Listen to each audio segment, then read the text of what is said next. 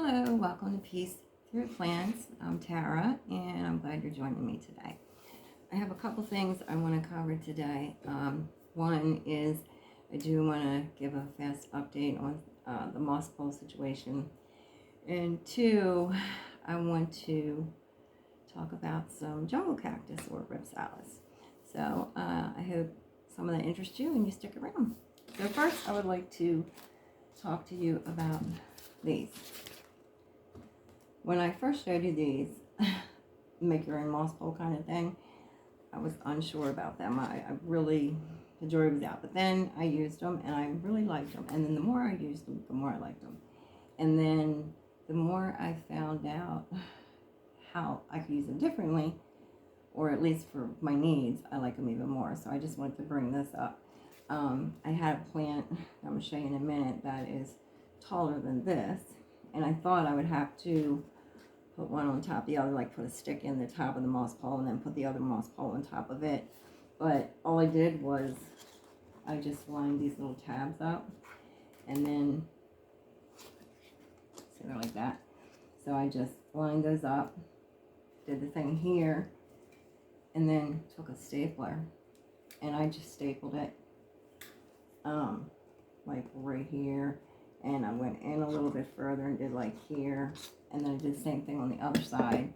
And then, you know, when I rolled it up and made my moss pole, it was nice and tall, without having to, you know, put a stick in there or whatever. I don't even know if I can show you this plant on this camera here because it's so tall, but this is my philodendron, what is it, elegans, right? Yeah, philodendron elegans. It's not looking too great, by the way.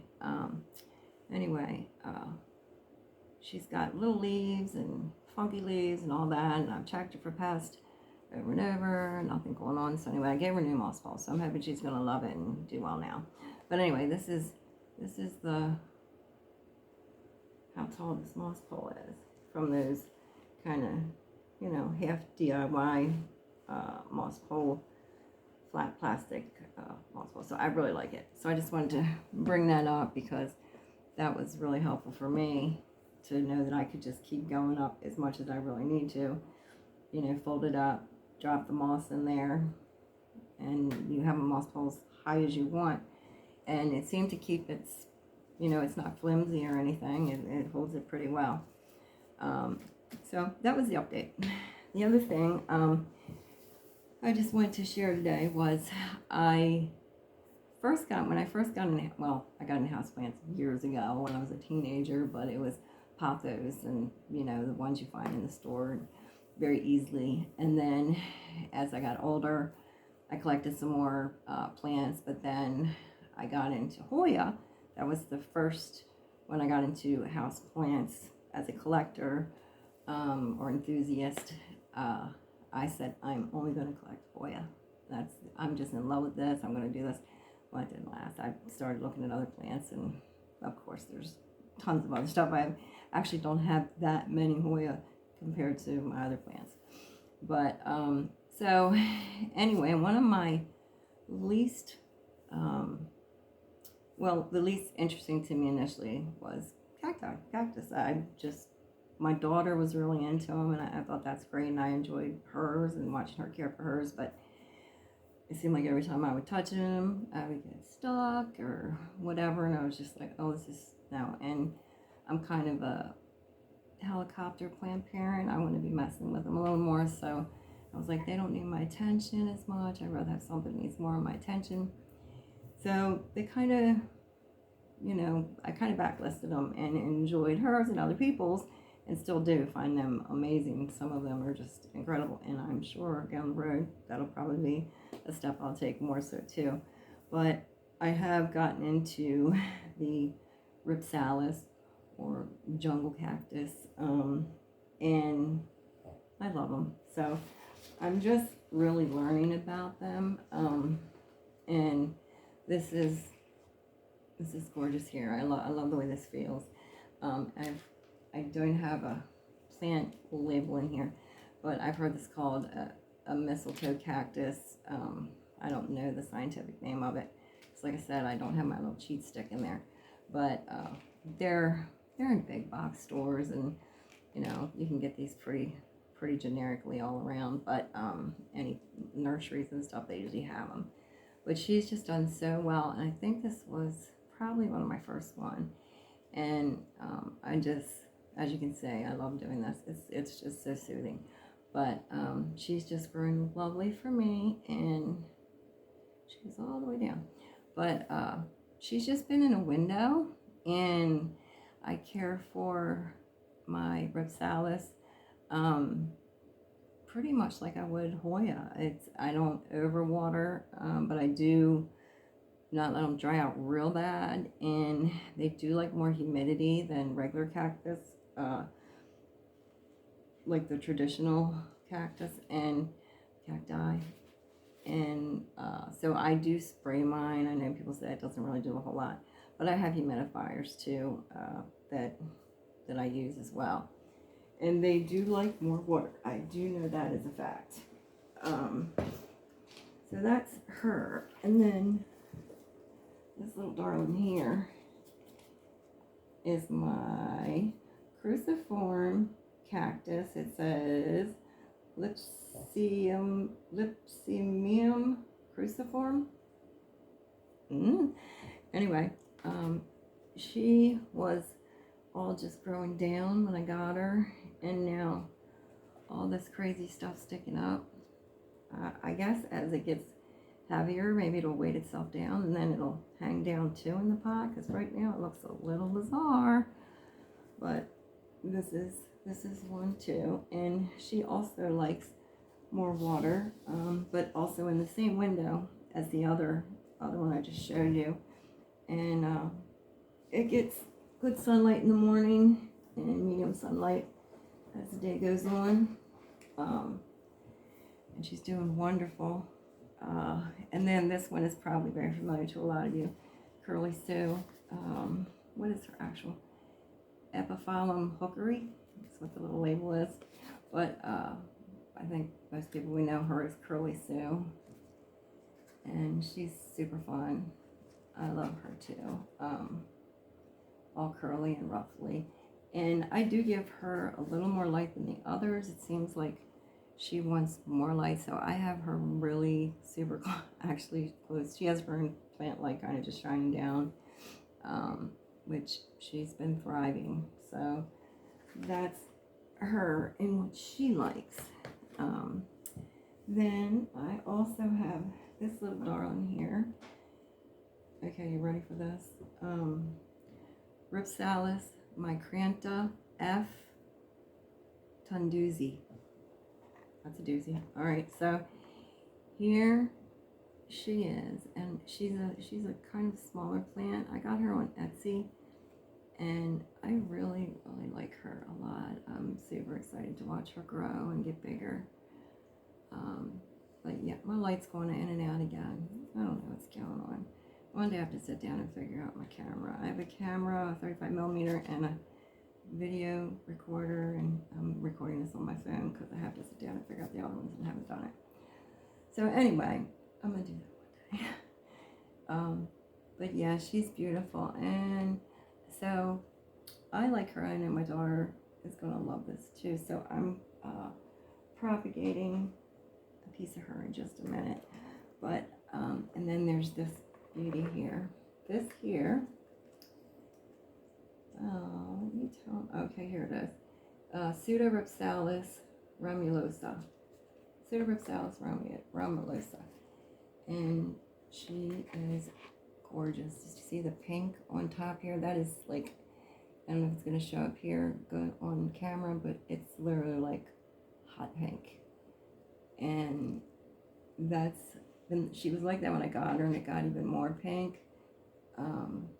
And she is under a pretty direct grow light as well, so I'm guessing that has a lot to do with the color and the light she's getting. And then these little ball things on here, they were all over and they've been falling off on their own just randomly, but my curiosity got me, and I did take one apart, and it was full of seeds. So that's apparently what they are, which I did not know.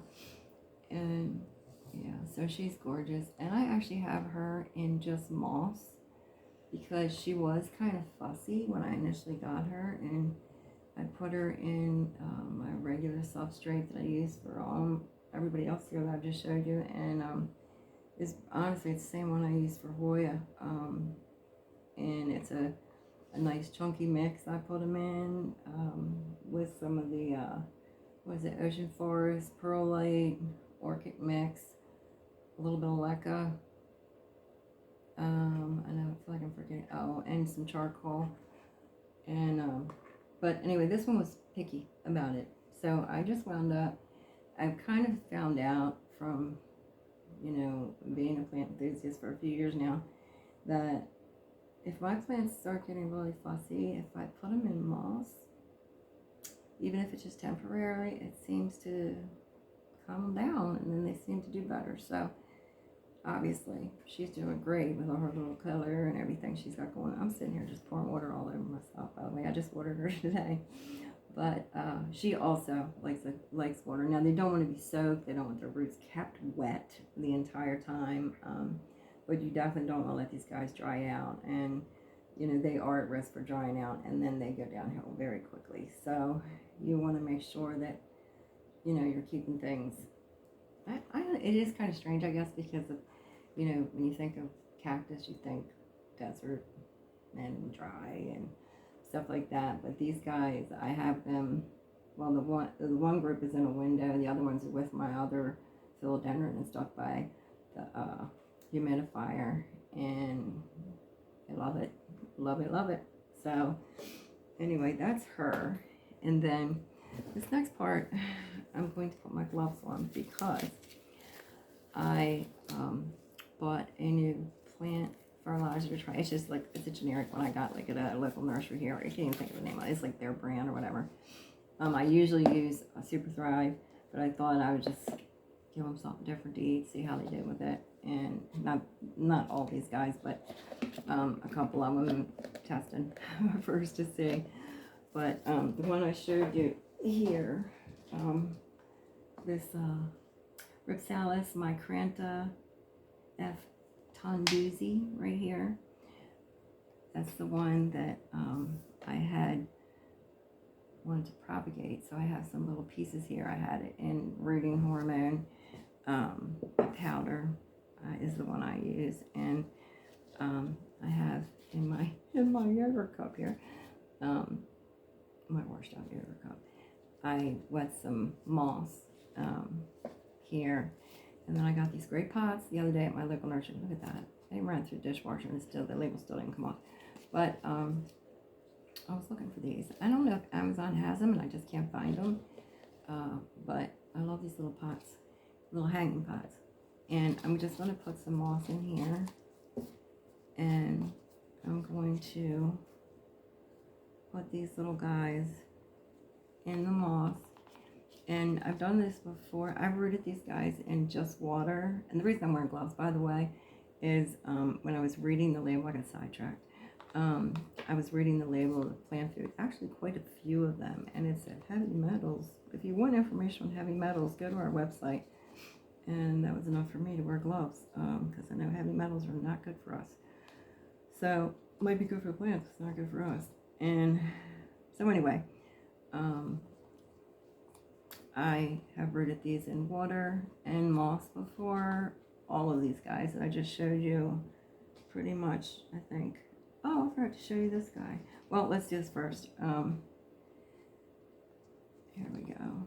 ADHD in body, right? I know, it's pretty obvious.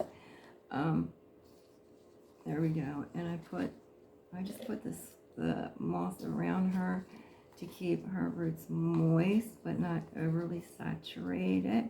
I had soaked this moss in the plant food, obviously, while I'm wearing these gloves, and then dilute it with some, you know, just regular filtered water. I have a Berkey that I use for my drinking water. It's like a purification thing, and that's what I give my plants all their water through, because I don't use tap water for my plants, because I mean, it may be perfectly fine, but I don't drink it, so I'm not going to have to make them do it. That's just my personal opinion. And, you know, some of my, you know, friends or whatever think I'm silly, so it's fine, whatever water you drink, whatever works for you. But that's what I'm doing over here. And so I'm just putting this moss around these little babies here, and then I'm going to get these guys rooted up, and then I'm going to give this to Lori, and then I'm going to give this to my daughter Summer. If you're watching this is going to be coming to you soon, girlfriend. That's my daughter. Her name's Summer. She's going to start a YouTube channel, by the way, too. When she does, I'll have to send you her, put her information up for you.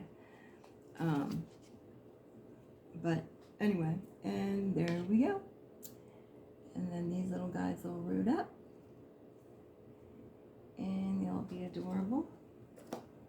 Mama plant, baby plant, not attractive gloves. And I'll just pour a little bit of this plant food over that and drain it out.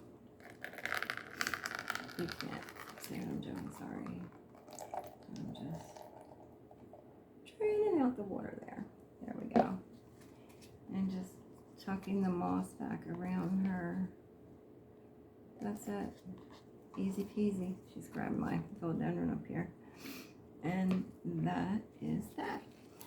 So, anyway, if you haven't gotten into ripsalis yet, hopefully I sparked your interest on that. Oh, I was going to show you this other one too.